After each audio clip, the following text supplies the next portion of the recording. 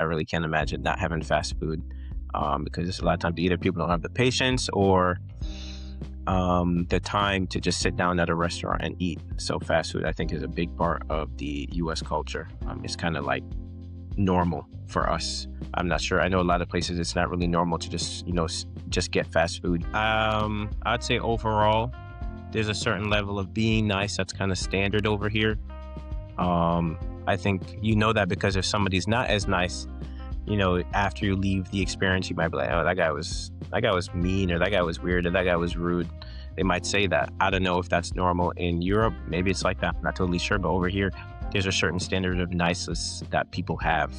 And then even more so for service people. Welcome to my podcast, World to the Max. I'm with my friend Blake from the United States this time. So just a reminder, I'm doing this podcast to share cultures with everybody that I've met along my journey in the United States or in other places. So how are you, Blake? I'm good, Max. I'm good. I appreciate you having me on here, sharing my side from the US. Yeah, of course.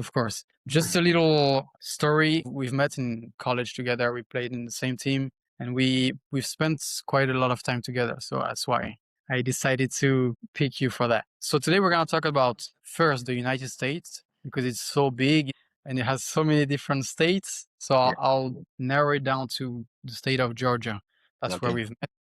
And we'll do that. So first question, I'm sure there's almost nobody on earth that doesn't know about the United States, but if you can tell me where it is in the world, and then where is Georgia in the United States? Okay, so the United States is like in the West. So when they say Westerners, they're usually talking about the US, and then Georgia is the Southeast. So Florida is the most Southeast, and then we're right above Florida. So close to the bottom right corner. Right. Exactly. Yeah, it's Georgia and Florida, and I think it's bordered by Alabama and in the north, Tennessee, I think. Yeah, Alabama and Tennessee are right around us. Good job. Yeah, very, very good. Yeah, I remember. I lived there for quite a while. Yeah, So I remember. yeah. And so first question about where it is. Second question about the climate. Tell me about the weather in Georgia. It's pretty different every day. One week it rains, one week it's sunny, but during the winter it's cold most of the time. Summer it's hot most of the time. Spring you'll get a mix, fall you'll get a mix. So it's pretty accurate to how the season should be, but still there'll be a week or two in there that is not normal. So during the winter it might get up to 60, but most of the time it's like 30s. Like this past winter, it was really, really cold. It got into the teens sometimes, and that hasn't happened since maybe for the last 10 years. Then it'll go up to the 60s, but most of the time, yeah, it's pretty accurate to how the seasons are. Yeah. If I had to compare it with other continents, I would say it's close enough to a Western European climate, but I would add that it's hotter in the summer and it's just sunnier in general. There's more sun in Georgia. If you can compare this with the north of the United States, I don't know if you've been to the northern states, but if you can compare. I have been. So I did go to New York a couple weeks ago, and it was snowing. It's colder than it was here. It was 1 degree when I was there. I've never been in weather like that before, but when it's really cold, it's all the same. But most of the time there, they say they have, like Chicago, New York, there's like 5-6 months of winter, and then maybe 2 or 3 months of summer. And there's not really any fall. There's not really any spring. It's just cold or hot. Yeah. And then most of the time. Yeah. I mean, it does snow a lot in the north of the United States. I'm not lying if I say that it's snowing every year in Chicago or in New York. Every year they'll have some snow. Mm-hmm. Okay, very good. Well, let's talk a bit more about cultures, because the United States is full of different cultures in general. So what about the United States first? What differences in cultures would you see in different parts of the United States? I'd say some states are a lot more progressive. Certain things, people are okay with more, like California and New York, usually the big places when there's more diversity. But I'd say like the Midwest is a little bit more old fashioned. I'd say, but the place with a lot more people, it's hard to, diminish the culture in places like that, especially when there's a lot of different people like New York and California, when people have their own, kind of populations almost. In Florida, There's a huge Hispanic population. We also have that in Georgia, Texas, things like that. And then in Georgia, also a big Black population, but it's also, still really diverse. So the culture does vary a lot. It kind of almost depends on which area you are within the state as well. But yeah, I'd say overall the US is pretty progressive compared to a lot of other countries. Yeah, fair enough. I mean, the United States was built on immigration pretty much. So it Mm. makes sense that you see all types of ethnicities and cultures. We'll go back to what you said later about Georgia. So put yourself in the shoes of somebody that would visit the United States. So what would you recommend them to visit? I know it's a lot of different states, different cities, but give me a top five of the best spots that tourists should visit in the United States. I would say New York City, Atlanta, Miami, Las Vegas. Well, I guess that's in Nevada, but or you go to San Francisco and California, and then yeah, I guess that's five: San Francisco, New York City, Atlanta, Miami, and Chicago. Yeah, it's a good top five. Yeah. I would say interesting. I mean, you see New York City. There's nobody that's going to argue about that. Miami, I think so too. Yeah. Chicago for me was one of my favorite. Chicago is one of my favorite cities. I don't know about Atlanta, but the, Yeah, I would go to other places first. Get you ready to be in the U.S. before you come to Atlanta. I'll say that. yeah, Atlanta. We'll go back to that later too. But it's not a bad city. Of course, it's a big city, especially in the south. But I would say there's for tourists, I recommend different places. Mhm. But no, I agree. I agree. It's a solid top five. Okay. We're gonna talk about people's habits a bit more. Okay. So, of course, the United States is known for their food, but they're not known for the quality of their food. Is more like, well, there's a big reputation for fast food, everything around junk food. Important is that in the society, fast food, junk food, etc. I'd say because everybody or most of the time people are on the move, especially in the US, we like convenience. So it's easier to just, that's why DoorDash, Uber Eats is such like a big business because, we like convenience or, if we don't want to go somewhere, we'll just get it sent to our house. Or if we're in a rush, we'll just stop by the drive through. So I'd say it's super important. I don't know how well we'd be functioning honestly without it. I really can't imagine not having fast food because it's a lot of times either people don't have the patience or the time to just sit down at a restaurant and eat. So fast food, I think, is a big part of the U.S. culture. It's kind of like normal for us. I'm not sure. I know a lot of places it's not really normal to just just get fast food. You might sit down and eat, take your time, but here I really can't imagine not having fast food be like a staple in the society. And there's different kinds, and I don't know if we can say we have our own cuisine because it's kind of borrowed from a lot of other people, but we still make it seem American to a certain extent. But yeah, it's a big staple to have fast food and just eat on the go and make the Yeah, food taste better by adding whatever we need to add to it. it is a very good explanation of why it's so important in the United States. Found myself in the same situation, to be honest. When I lived there, you just always on the go. You don't really have time to cook. You're in a rush pretty much all the time. So it's very convenient. I mean, I even found myself get breakfast in a fast food, which is something that I would never think Yeah, of. yeah, I don't think that's normal for other places. Yeah, that's why I had to adapt to the culture in a way because it's not very healthy, but it's convenience. And then at the same time, you have a healthier options when you call that fast food. But I remember Chipotle, all those when you can make your bowl in 5 minutes, you have a full bowl of rice with protein, and you have healthy options too. It's not like you're just eating burgers and fries. Yeah, no, there's definitely healthier options, but I would say unless you are conscientious about it, like an athlete like us, most of the time you're just going for what tastes good. So you can't go to like Chipotle and Cava, which is like more health conscious place, but a lot of people times they're just going to McDonald's or Burger King or Taco Bell. I'd say the majority of people, unless you're like an athlete or you work out or you're thinking about your meals, things like that. But yeah, it really depends on the person, whether or not you're eating those more healthy foods. Yeah, yeah. Oh, definitely. So, I mean, don't get me wrong. American cuisine exists. You have some things to offer, definitely. So, if you have to talk about those things, what I liked a lot actually about American cuisine was in Thanksgiving. That's where you can see actually the That's true. American cuisine. So, tell me about first the influence of Thanksgiving and the cuisine in general. Well, I'm Jamaican. So my parents are Jamaican, so I don't really eat the typical American food on Thanksgiving unless I'm at somebody else's place. But even if I am, most of the time a lot of times they're not American either. So for me, it's usually Jamaican food. But in terms of American food, I guess you have mac and cheese. We'll have that sometimes. Turkey, we'll still make that. It's probably cooked a little bit different, but we'll still have that. I think people eat casserole. I've never had that before. I'm okay with not having that before, but yeah, so I know they have that. And then what else do they have? Mac and cheese, casserole. Well, there's always rolls. I like that. That's not Jamaican. So I love some rolls from here. I think that's a big part of American bread, Hmm.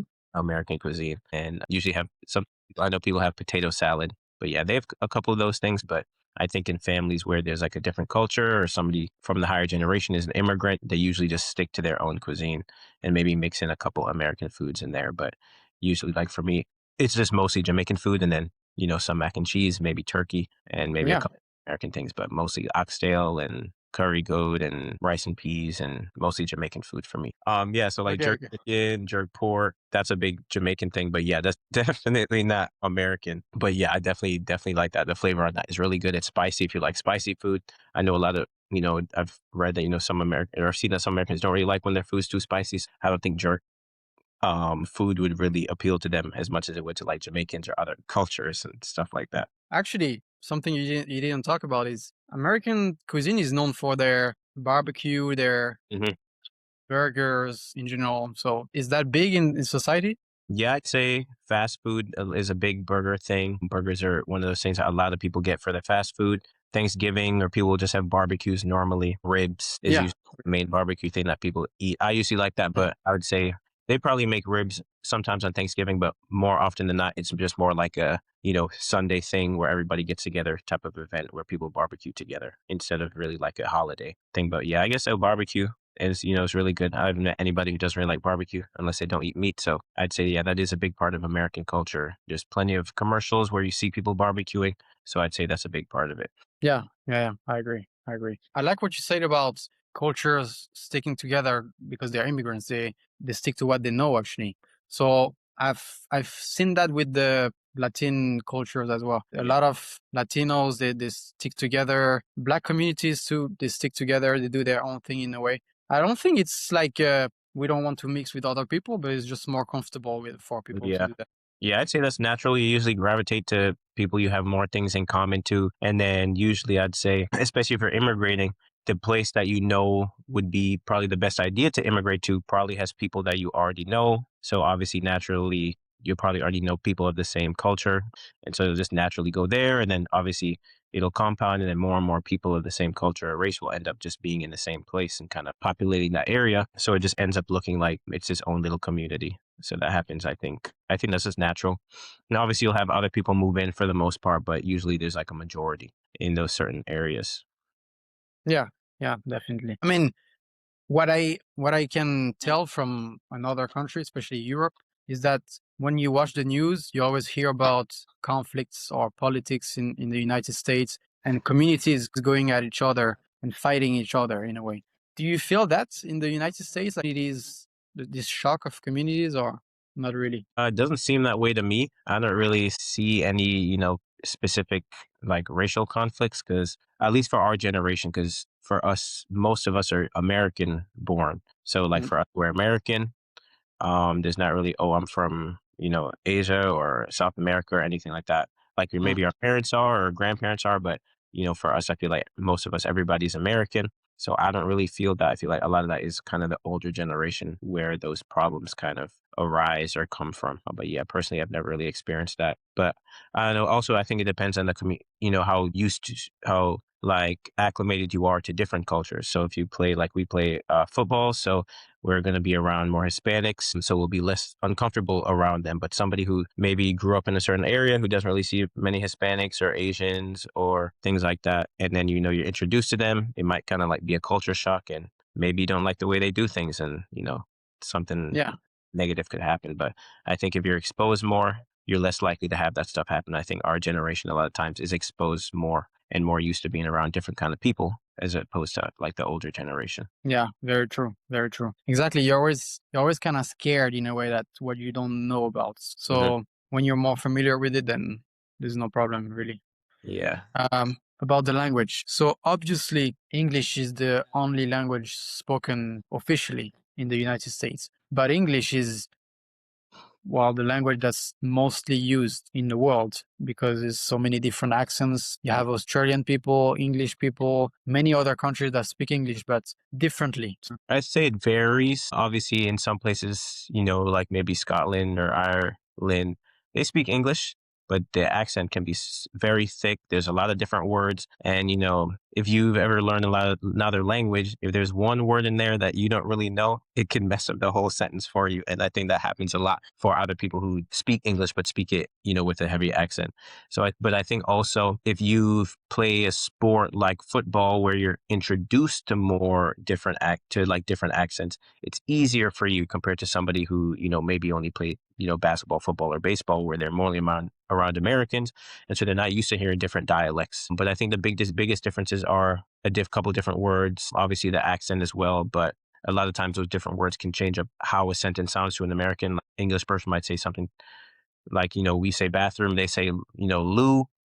That, if you say that to an American, they like, what, they didn't even know what you're talking about. So I think even though it's all English, just because of the words are different, it can really change the meaning of a sentence. And I think that can kind of make it like we can communicate with each other well, but depending on where their English is from, it can almost sound like a different language. Yeah. It is. It is. Talking about myself, my experience learning English in the United States, surprisingly, the American accent was the easiest for me to understand. I don't know if it's the same for other people, but where English or the UK, the accent from the UK, Scottish accent was for me the hardest to understand. And I want to have your opinion on those different accents. I don't want you to call out different countries, but what would you say is the worst English accent? Or give me a top three. Well, when I was in Ireland, when I was in Northern Ireland, I don't know if they were speaking like Gaelic or Irish, but I thought they were speaking a different language. I really thought they were speaking a different language. But then I started listening to them. I was like, oh,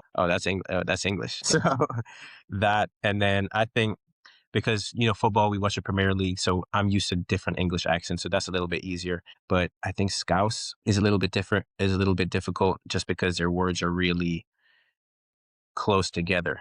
So two words might sound like one word, and they're speaking fast. That can get a little bit difficult as well. But I think, yeah, other than that, most of the time, just because of my experience with different cultures, I won't be able to, I might have to think harder about what they're saying, but I'll do a better job than a typical American would at understanding what they're saying. Like we could communicate. Yeah, that's true. That's true. I mean, you've been confronted to different accents and you've seen a lot of different accents playing football, actually. So Mhm. that's why you mentioned. How would you rate the French accent? I like French accent. I think it's cool. The way, obviously when you grow up learning a certain language, it's going to affect how you pronounce things. So I think the way that French people pronounce American words is funny. Mhm. Like, yeah, I think it's funny.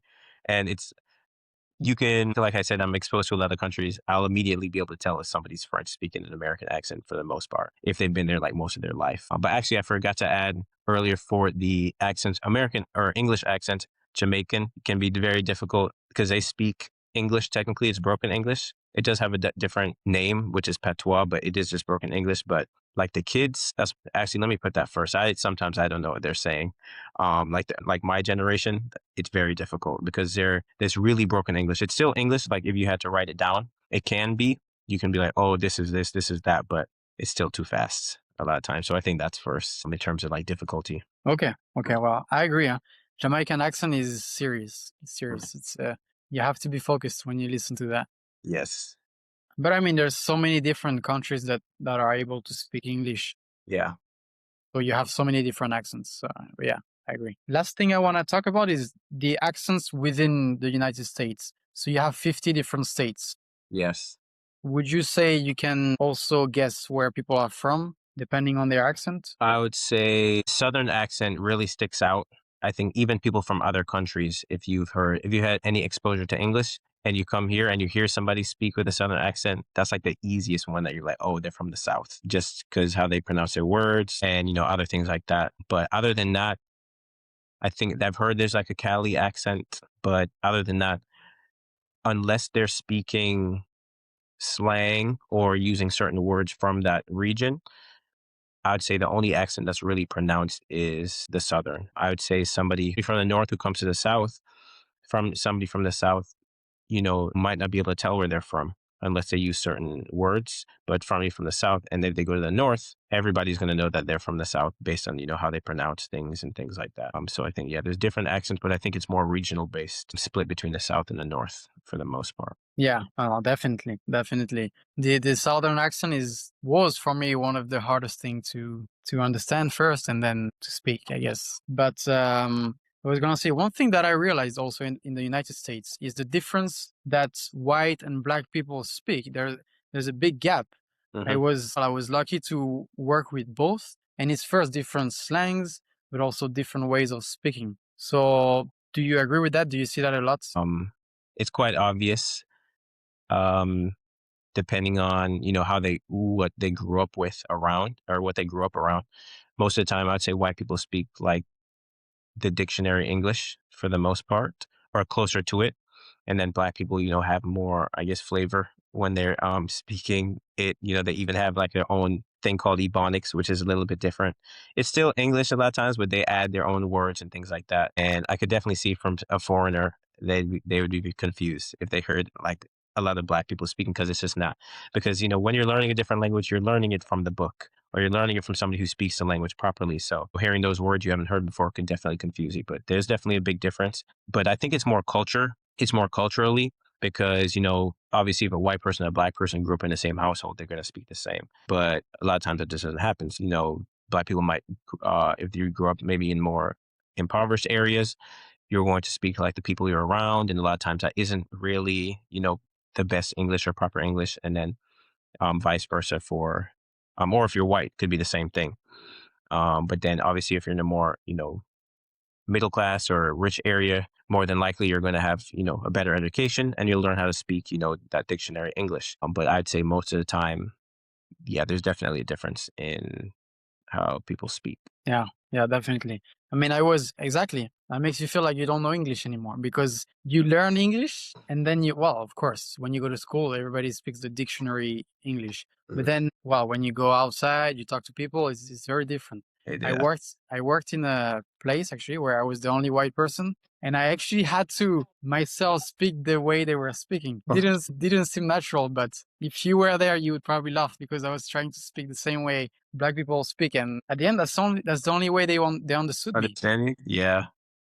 Because if not, they will be like, like they wouldn't understand me. So that's why I was lucky. I think I was lucky to Yeah. experience it because now I'm able to understand both. Nah, I get that position before as well. 'Cause somebody who speaks dictionary English, that happens to me.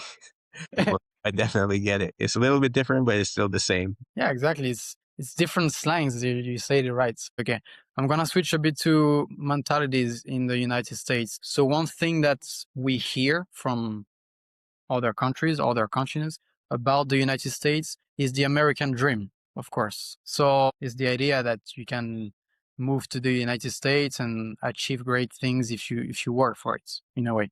Things that is probably in a way the best country to do that. Do you think it's still the case? I agree. I would say so. I know in a lot of other countries, it's more difficult to open businesses, to work for yourself. There might be less opportunity. We have, thousands, tens of thousands of colleges. It's a big country too. We have a lot of people. So that means a lot of people, a lot of jobs as well. Yeah, definitely for entrepreneurship or even just getting into a job yourself. I think there's a lot of options over here compared to other places. A lot of times, sometimes all you need to be qualified, or there's also networking, which is really helpful. I think that's a big part of the business world over here, networking. Sometimes that's all it takes, or knowing somebody who knows somebody. So I think we're still at the top with that as well compared to a lot of other countries, just because there's, so much diversity. So a lot of people bring their own, business style or business acumen over here. And then, new businesses arise, and it's just a lot more opportunity compounding on each other. Yeah, yeah, yeah, definitely. I mean, you still see a lot of people going to the United States opening businesses, and they Mm, come from other countries, but it's just an environment that facilitates yeah. entrepreneurship, as you say. I like you talked about education in general and universities. I want to talk about the lower level of school. So when you go to middle school, high school, how good would you qualify the education you had? A lot of it depends on the area and whether or not it's public and private. I went to middle school for 2 years, and I'd say it was a little bit below average. The area, because I know there's a school maybe a couple miles away that was a better. They had more money, so they could get better books, get better teachers, things like that. But it really does depend on the area, because sometimes some families, like, maybe they can't take their kids to school, so they depend on the bus. If you're in an area where you can't take your kids to school, that bus only goes to a certain school, so you're forced to go to that school. So it might just be below average. And that's kind of what you have to deal with. And if you want to improve, you kind of have to learn by yourself. So that happens, I think, often. So I think really the school really depends on the area. I think it's pretty reflective of, kind of, the tax bracket you're in. A lot of times the education that you receive, um, for most places. Yeah, J- yeah, makes sense, makes sense. Actually, one thing that I realized is the quality of, well, the gap between public and private school in a way. From what I've experienced in France, you see a difference in terms of, well, the safety of it, the, I guess, the quality of teachers, but you don't really see a difference in what you learn in a way. And I would say in the United States, the gap is a little bigger. I don't know if you agree with that. I think it depends, because I did go to public school and private school. I went to private schools for about a semester. I think it was a little bit different because, we had uniforms. So obviously there's going to be more discipline. I think a lot of times the teachers care more because they get more money. A lot of times in public schools, the money is a little bit lower. So unless the teacher cares intrinsically, then, they're just going to give you the homework and, do whatever. And then, you do the best that you can. But I think in those private schools, they have more incentive.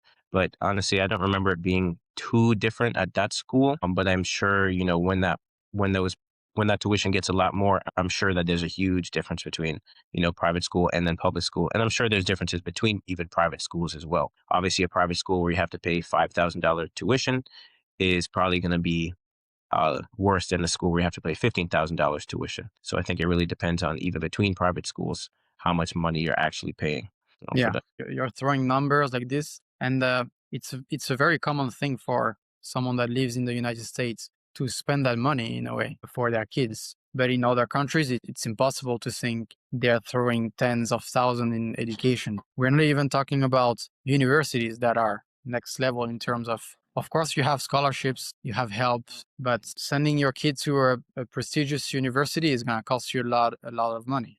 Mhm.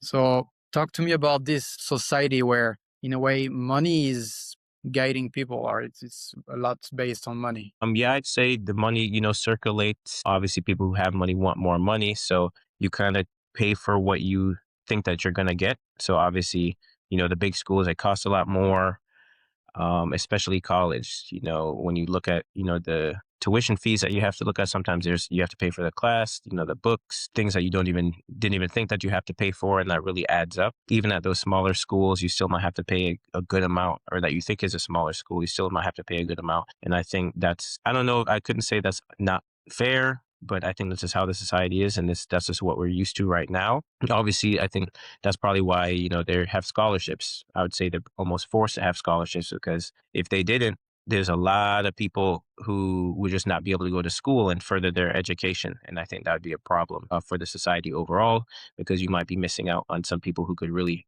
help society. And just because they can't afford it, that they can't go to school. And I'm sure that still happens, but at least, they have scholarships and stuff to help some of those people get to the next level. I mean, personally, that happened to me. I didn't really have a college fund to lean back on. So fortunately, I got scholarships to go to school, but most people, I'd say, aren't so lucky, especially because I played sports and then I was pretty decent in school as well. So I got an academic and athletic scholarship to my first school, but a lot of people just aren't so lucky. I'd say majority of people. And so, that's just kind of how the society is. And I don't really know if it's going to really change. That's just what we're used to. Yeah, yeah, exactly. For people that don't know about scholarship, the scholarship system, well, you get money to go to school because, for example, the school will cost you 20, 30,000. And well, for example, if you're good at football, the football team will invest in you in a way. They'll pay for your expenses, or they will cover a part of it. So that's why you're able to go to universities thanks to sports in a way. You also have different academic, music, and all arts. You have a Yeah. lot of different scholarships. They reward in a way what you're good at, your talent. Yeah. Something that you really don't have in other countries. Are you aware of the? It's a very unique system in the world. I did not know that. Really? Yeah, I thought scholarships were kind of normal. At least maybe not for like high school, but I thought scholarships were like normal for colleges. I thought like if you're good at something, they would just, I thought scholarships were normal. I did not know that. Well, I would say almost everywhere. I know in Canada they have a similar system. Maybe in the UK as well. But in general, like in most European countries, I'm sure Southern African, Southern American, Yeah. it's really not a thing. Like well, of course, education is free in a way. You pay for it in taxes or things like this. But if you're from a lower class, you still have access to free education, free universities. And then if you want to go to the higher level, then of course you have to pay for it. It's probably private, but you won't get help from that. You probably have to pay for everything. It's because there is a separation between sports and But yeah. university. Okay. So if you want to go to the sports routes, then you can find a team that will pay for you like a salary, but it's maybe 1 or 2% of athletes that can have that. Yeah. So yeah, it's always a big decision for student out of high school. If they are good at a sport, it's difficult for them to. That's why so many internationals come to American universities to Do both. pursue their career. So after your graduation, after your college degree, talk to me about the process of finding a job. Of course, it's going to be different for everybody, but would you say it's easy in a way to find a high qualified job? And talk to me about the way you're paid for your labor in the United States. Obviously, if somebody goes to Harvard, if you have that on your resume, you can get into most jobs, depending on obviously on what job it is. But still, that Harvard will really make a big difference. But obviously, if you go into a lower college, you'll need more accolades behind your name. You might have to know some people, which also help. Or like I said before, you'll have to know the company already by getting those internships for the previous 2-3 years. So I think it is a lot of work that you have to do to actually get like a secure job if you want to do something right out of college. Or you can just take a slower route, finish college, go back home for a little bit, and then try and get a job while you're at home, or you do something temporary. But some people don't have that option. So it really depends on also your situation as well, getting that job out of university. Okay. Okay.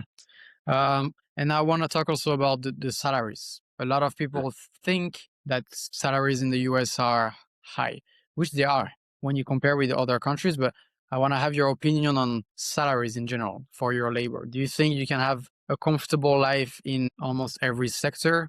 There are obviously like some sectors where you're more likely to have a comfortable life. Obviously, like I'd say the food industry, unless you are like a manager or assistant manager, it's really difficult for like maybe even a waitress or waiter, unless you're getting a lot of tips, it's really difficult to live by yourself, especially with the cost of, increasing all the time. So depending on the sector, unless you're at a certain level, it's hard for you to live by yourself and, fund your own life. So like waiters, I think they get most of the time they get paid minimum wage. Obviously depends on the restaurant, but a normal restaurant, so they're really dependent on tips. So having such a volatile salary where you don't know how much you're going to get each day, you can't really, it wouldn't make sense to buy a apartment by yourself because, one week you might make $400 and then another week you might make $800, and it's hard to be able to know that you'll pay your rent when you don't know how much you're going to make each week.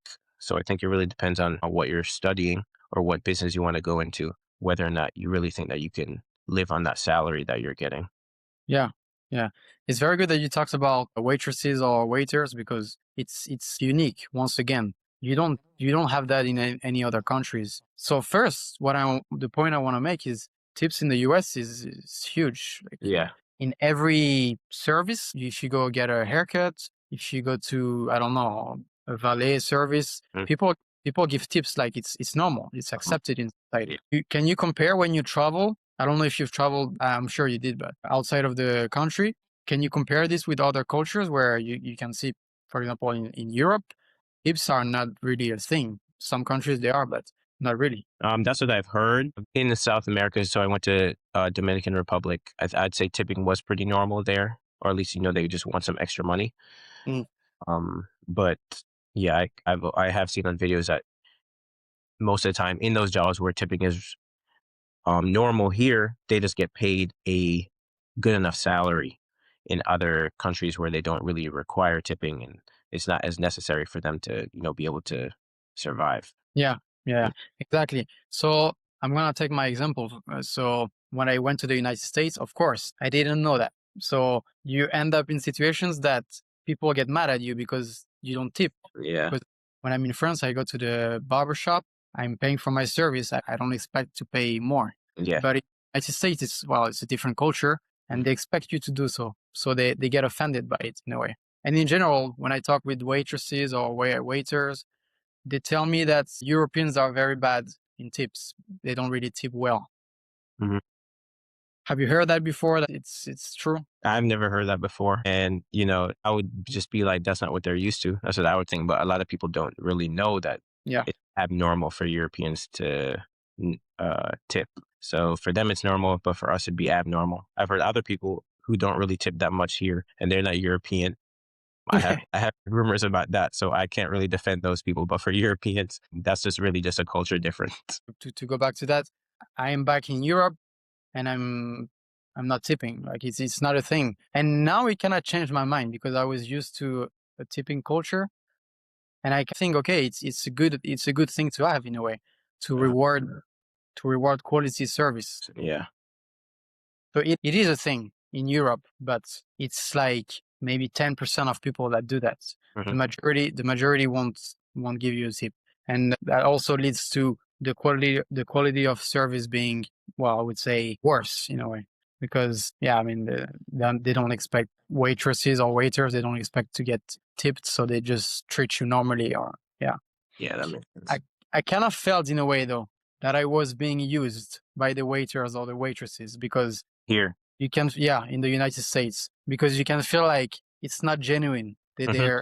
They know they will get money from you, so the better they act, maybe the better the tip is gonna be. Do you feel that or not really? I think going from somewhere where you're used to the waiters or waitress acts as a certain way, and then you come here and they're like abnormally nice because people aren't normally that nice. That's not really natural. Yeah, and feel like you're being used, but I think also in that, depending on the person who's doing the tipping, sometimes I'll just be like, I appreciate them. It's still putting effort in for them to act that nicely because it's not normal for them. So I'll still tip them just for being, especially if they're trying to be nice. I think that's part of the service, or that's helpful for the that's a good part of the service. So, definitely I'd appreciate it. And I think that's where the tipping culture comes from anyway, over here, just appreciating what the other person is doing to make your experience like the best it can be. Yeah, But yeah, perfect. I can see it feeling disingenuous. Somebody from somewhere else. Yeah, yeah, yeah. Exactly. So it's the perfect transition talking about the mindsets of people. In general, you said it. People are nice in general, but of course they're not nice like a waiter or waitress is gonna be with you. But in general, one thing that shocked me in a way when I went to the United States is the relationship you have with random people in general. The service people are hospitable, I would say. So they're nice with strangers. Would you Yeah. agree with that? Yeah. I'd say overall, there's a certain level of being nice that's kind of standard over here.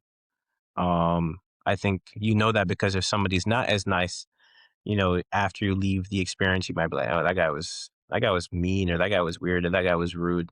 They might say that. I don't know if that's normal in Europe. They might just be like, oh, that's just how he is. Maybe it's like that. I'm not totally sure. But over here, there's a certain standard of niceness that people have. And then even more so for service people. Yeah, definitely. I mean, it is in a way in Europe, you don't expect people to be nice with you. If they are, well, it's even better. Mhm. But if they're not, well, you don't make a big deal out of it. Yeah.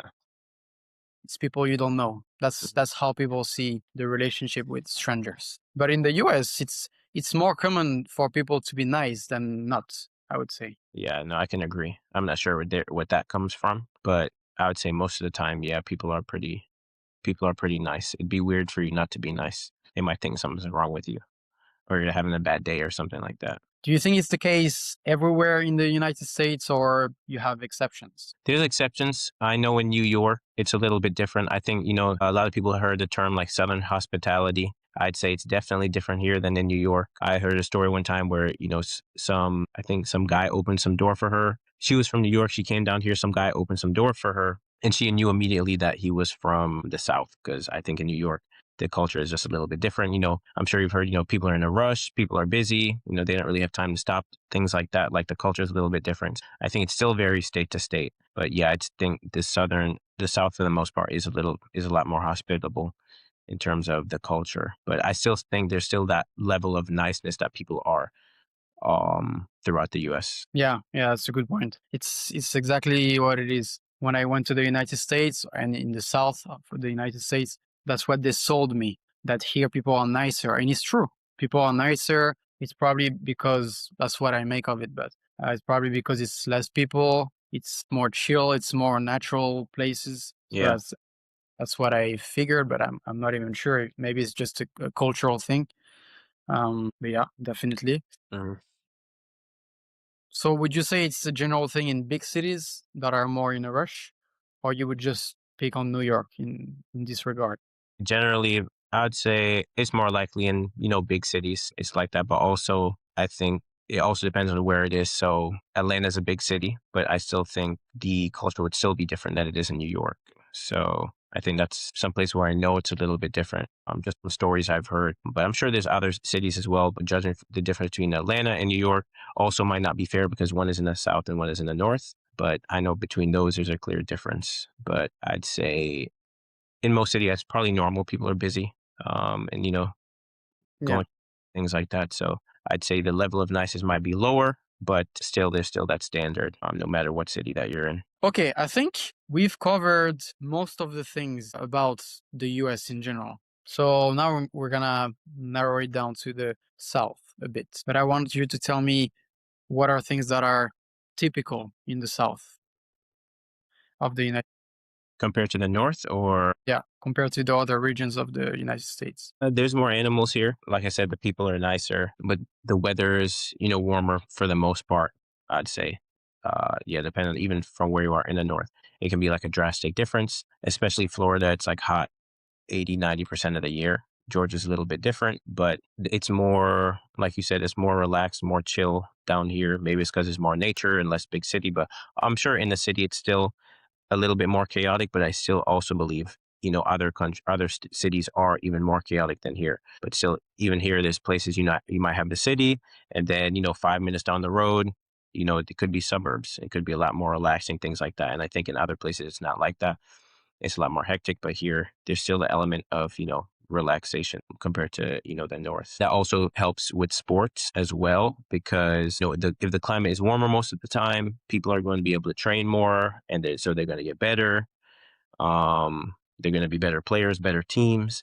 And so I think that's why a lot in, football, you always hear about Georgia, Alabama, Texas, Florida, teams like that, because they're able to train more. So they get better, they improve. People more likely want to live here because it's warmer. A lot of people don't like the cold. A lot of people don't mind it, but a lot of people are just like, they don't want to be cold, especially if they're, going to be outside all the time. So I think that makes a big difference. That's why sports is such a big thing down here for football, or American football, football, basketball as well. Even though that's inside still, there's a lot of outdoor courts where, people get better just by training. So I think that sports really makes a big difference compared to from the South to the North in terms of overall population of how many people come from the South that are actually good. Yeah, that's a good point. I actually never thought about it, but all those big American football teams, Alabama, they are actually all based in the South. So Mhm. yeah, talk to me about the place of American football in society. Is it really the main sport, or would you say there are other sports that are in contest? Basketball, I think, is in contest with them. Soccer might be fourth place. I think it's American football, basketball, and baseball. I think. In this uh, order. hmm? In this order. Yeah, I would say so, because I would say it's kind of like our sport, or the American sport, and so people obviously want to back it and be behind it. And, Americans, or true Americans, will put their money behind it because they think they're more Americanized sports, and it's just something that people enjoy. Obviously, people enjoy different things, but in America, for whatever reason, they enjoy American football the most, and then basketball. I think also part of that is because they're high scoring sports, and people like points. People want to see the numbers go up, and compared to football, which is like a game could have 0 points, could be 0-0 or 1-1. And so I Yeah. think that's also a culture thing. That's also like a culture thing to want more points. And there's also the entertainment factor. Like football games are 3 hours long, 2.5, 3 hours long. There's commercials. I guess if you're watching on TV, majority of people will watch on TV compared to being at the stadium. But there's commercials even at the game. There's concessions that you can get. But for football, like European football, there's just halftime. There's only one like break where you go Hmm. get stuff like that. But here for American football, it's really entertainment based. Basketball, there's quarters. There's more breaks for people to, relax and do things like that, timeouts and things like that. So there's just more stopping. So I think it's really entertainment based. So as big as, football could get over here, I don't think it can, trump American football and basketball just because of how entertainment is in sports or in American sports. And so it's hard to beat. Yeah, it's a very good description, actually. I would say American sports, what I would call, yeah, American football, baseball, and basketball, they're they are based on entertainment in the US. Hmm. So we're gonna talk a bit more now about Georgia, the state of Georgia, because that's where we've met. So talk to me about the state of Georgia. What's different about Georgia that you don't have in any other state? There's a lot of different communities here. In the city, it's very diverse. And then there's areas where it's mostly Hispanics. And then there's areas where, like, we even have our own Chinatown. So there's a lot of different just things going on. So obviously, everybody brings their own benefits and, things that really help the society. And I think a lot of places don't really have that to the same extent, to where there's so many different people and, they're bringing success here and different businesses. Like, a lot of places, like a plaza, you might see a Japanese restaurant, you might see a Mexican restaurant, you might see Publix or Kroger, a barber shop, all next to each other. And I'd say a lot of places don't really have that the same way that we have it here. So I think it's just a big, melting pot in Georgia. They say the same thing about New York, but I think here it's similar. Here, a lot more people get along as well in Georgia compared to other places. Yeah, yeah, yeah.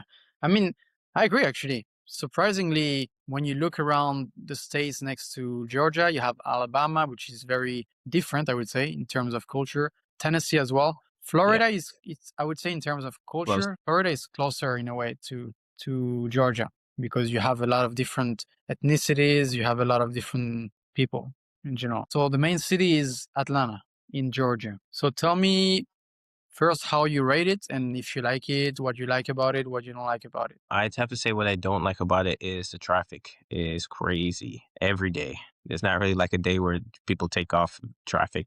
There's traffic like in the morning, and then there's traffic like from 8 a.m. to like 6 or 7. So it's just like a lot of traffic through that whole time. There's like lulls and stuff when people are actually at work, but I think that's something I don't really like about it. But other than that, I do like how diverse it is. You can go different areas. There's a lot of places where you can hang out. There's this place called the Beltline where there's like a whole like couple mile block almost, I guess you could call it.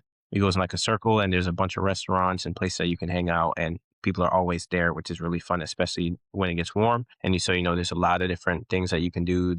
I don't really do like a lot of different things, but if you wanted to, get out and be social, there's a lot of different options, run clubs, things like that. So I think, there's really a good community over here, or there's a lot of different communities that you can be a part of over here. So I think it's really easy to, meet new people and make friends and things like that. So I think that's one part I really like about it. Yeah, I wanna talk about what you said about traffic. So yeah, traffic is a big thing in Atlanta, but also in all the big cities in the US. Maybe not all the big cities, but I was gonna say especially in the South, because everybody has a car. You cannot survive in a way without a car I in agree. the South of. So talk to me about this dependence on. Yeah, you need a car pretty much. There's no, like, if you can be in the city, unless you live in like certain areas where they have trains or buses that take you places, there's like a main train and then there might be buses. But if you want like flexibility where you want to go where you want to go, it's really necessary to have a car. Like, as opposed to New York, my cousin didn't have a car for several years and he was surviving fine because, they have the train there. So, or you can just walk where you need to go. But I think a part of that is also affects the culture down here because people are, I guess, more lazy. We don't have to walk as much. But yeah, cars are like necessary. It's almost impossible to live how you want to live without a car. Everybody in my family has a car, since I was 18. as soon as, everybody can drive, they get a car. Because other than that, you might be inconveniencing other people. You're like, oh, can I use your car? Or you need them to take you somewhere, places like that, things like that. So it's a really big inconvenience not to have your own transportation. Yeah, yeah, yeah. Well, I suffered from it in a way when I was in college, not having a car in, I would say, more rural place or natural place Mhm. in the countryside. It's a very difficult thing to do. Whereas in Europe, in general, everything is connected together in a way. You have public transports, even in the countryside, in a way. Of course, it's bigger in cities, but you don't need a car. It's better, but I felt like in the United States, you need a car in a way, mostly. Mhm. Yeah, that was a big gap. It's probably why traffic is so big too. Yeah, everybody has a car, or most Mm. everybody. Yeah, yeah, yeah. So I also like what you said about Atlanta because to me it's not the most beautiful city in terms of architecture or beautiful things to see, but it has a lot of things to offer. As you say, Mhm. different groups of ethnicities. It's very diverse. You have a big African community. You have a Hispanics, Black community. So you have a lot of different communities in a way. Yeah. And Atlanta is known for their Black community as well. So Mhm. talk to me about the influence of this Black community. I think it brings a lot of, creativity in many different sectors like art, music, entertainment, sports, even school as well. And so it's kind of like a place where, people can, kind of piggyback off each other, help each other as well. And like, as we said before, if you see somebody that is, looks like you or has the same similar culture, you're more likely to gravitate towards them. So obviously, if somebody looks similar to you and they're at a higher position, maybe you go talk to them, and maybe they're more likely to give you a job where you might not get a job at somewhere else because of how you might, look, or your parents or something like that. And I think that really helps. That's a big part of, in Atlanta, which is why a lot of, Black people will come here because, they're going to think that it's, a little bit easier. And obviously that brings other people here. And so it's kind of like a compounding effect. And so this is why, we have some of the top Black schools here, like Spelman and Morehouse HBCUs. And that's a big part of that. Yeah, yeah, yeah. I mean, definitely. I mean, Atlanta is also known for the influence it or the impact it has on music. Exactly, as you say, art in general, but music. Do you also feel that in Atlanta, the big music industry? Yeah, I'd say so. You hear about, a lot of times, most of the time it is rappers, I would say.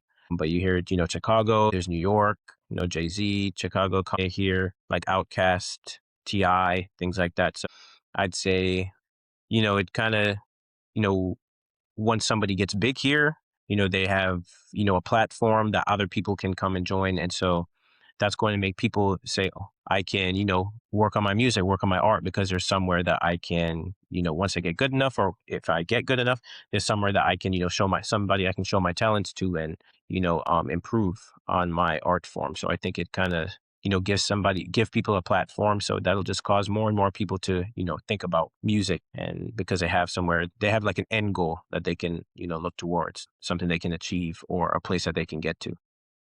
Yeah. Yeah. Yeah, okay. Okay. Okay. And if you had to compare Atlanta with the rest of Georgia, what would you see as like in differences? What kind of difference would you see? In Atlanta, there's a lot more Black people. Outside of it, it gets a little bit, it gets different. You'll have your communities where it's more Latinos or Caucasian people. Outside of it, for the most part, like the South, even that higher up north, it gets really, there's a lot more nature everywhere outside of Atlanta as well. There's really only really like a small part where it's mostly cities and houses, but outside of that, like where we were in Waleska, it was like rural, and that's most of Georgia, I would say. So yeah, outside of Atlanta, it's like that. It's a lot more nature, I Yeah. think. Yeah.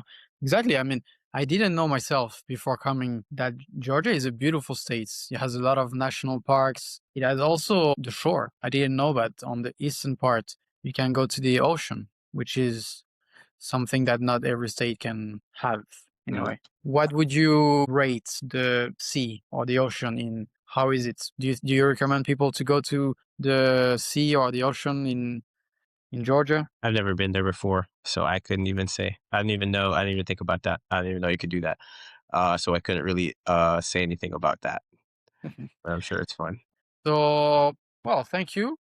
Blake. That was perfect. You talked about a lot of different things, sports, culture, food, so many different things. So I hope you enjoyed it because I did. So thank you very much, my man. Thank you. For everybody that wants to watch the podcast, it's available on YouTube, also on social media. And if you have anything that you agreed or disagreed, you can always comment below. So Yeah. that's gonna be the same for every episode. So stay tuned for another episode of World to the Max. All right. Sounds good. I appreciate it.